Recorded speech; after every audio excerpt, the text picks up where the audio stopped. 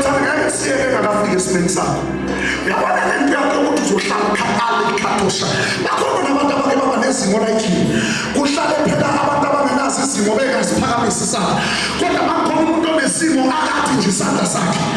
Athi angizukuthula. Azafika esimeni sakho.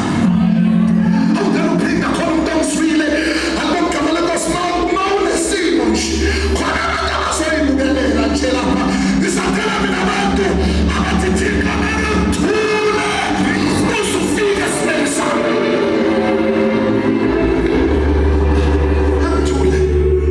Ngizokhuluma isimo sami size sizwe ukuthi ubani engihamba naye. Ngicela uphinda bazalwane. Yekela ukuthula. Khuluma aza athele isimo sakho. Nathi izimo zakho ayikhohle ukuthi wena usayiphilile wena. Kodwa uphilela yena wasufelayo. Nathi izimo zakho seyikhohliwe ukuthi wayephethula nation noma wesizwe esikhethekile. Ingakho kusho bengakhohlwa abantu kodwa waselayo ngeke sakhohlwa. Ayishayisana sikamakhelwane uthi bengakhohlwa abantu kodwa wangifela. Ngeke sakhohlwa. Kukhona abantu la abakhuluma sebathuliswa izimo zabo. Sabatshela ukuthi ungasasholo ukuthi nawe usifakile ukuthandaza. Uthi mawuthandaza uthi ngithandazeleni ngoba vele le nto engiyithandazela ngeke iziyenzeke. Kodwa ngifuna sikhiphe isimemezelo namhlanje ukuthi asiyuthula uNkulunkulu. Usufike esimeni sethu. Isimo sabo ungasathendi. Ngizolingisa loya muntu wesifazane owathi nezishana zidimvuthuluka lesele kule itafula lamakhosi.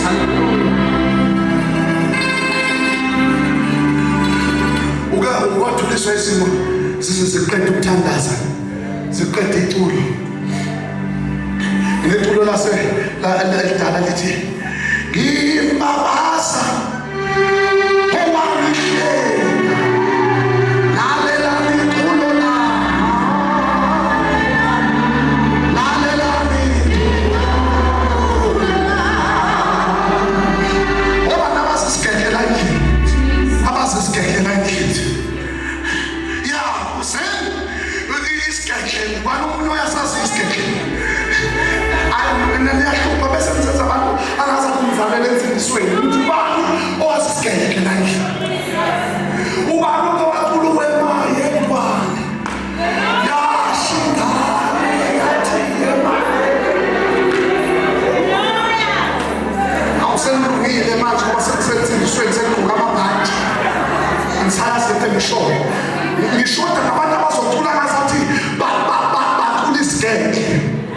Betini yamasi yebo kimboya ekanisa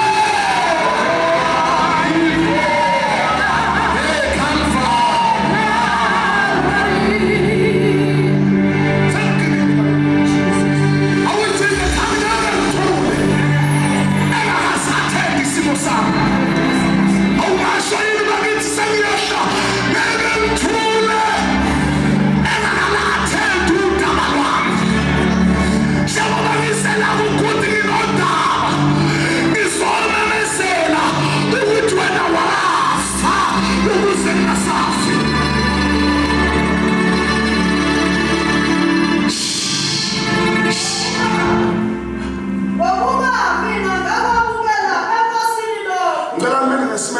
Masifunda le verse sonke. Simele ngenyama.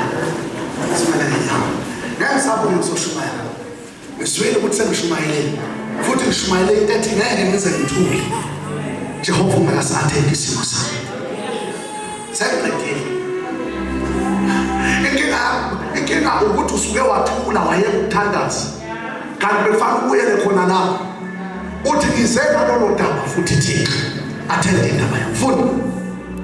Ngokuba mina ngakwamukela enkosini lo. Nangani ningakhona ukuthi inkosi uJesu ngalokho busuku akhashelwa ngabo wathatha isinkwa wabonga wasilephula wathi lokhu kungumzimba wami oteshulelwe nina. Sithandazele baba uMkhwanazi kulelo point. Oh, hallelujah, Lord. Usisa izwi lakho Nkosi yami eseliwele kule ndawo. Sigcine uNkulunkulu ongcwele. Sihamba ngokholo kwethu.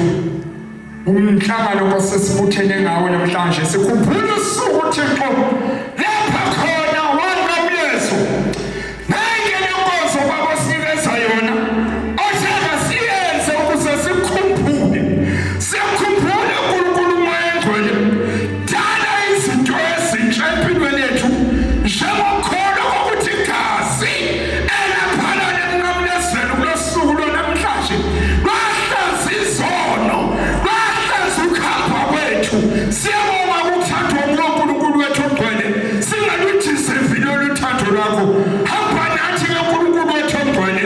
Sukela manje uzibuye Inkosi uJesu sinamezela usuku in Jesus' mighty name. Amen. Lokhu kwenzeni ukuba ningikhumbule. Kanjalo wathi bathanda sifa emva kokudla kwesihlwa. Wathi nasisiqa sisivumelwano esisha egazini lami.